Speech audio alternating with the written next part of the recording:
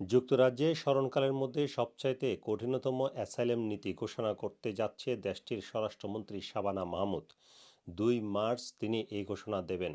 সরকারি পরিকল্পনায় বলা হয়েছে, 2 মার্চ থেকে যুক্তরাজ্যে যাদের অ্যাসাইলাম আবেদন মঞ্জুর হবে তাদেরকে অস্থায়ী ভিসা দেওয়া হবে এবং সেটি হবে 30 মাসের।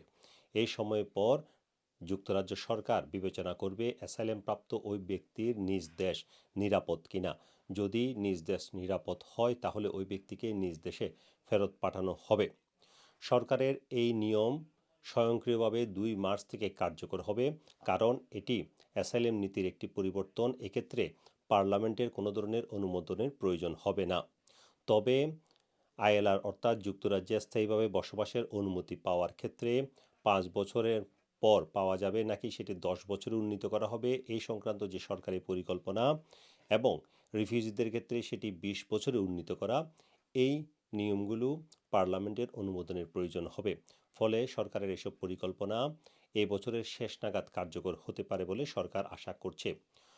স্বরাষ্ট্রমন্ত্রী শাবানা মাহমুদ বলেছেন, তার কাছে দেশের স্বার্থই প্রাধান্য পাচ্ছে এবং এই কারণেই তিনি এসব কঠিন অ্যাসাইলাম নীতি গ্রহণ করছেন।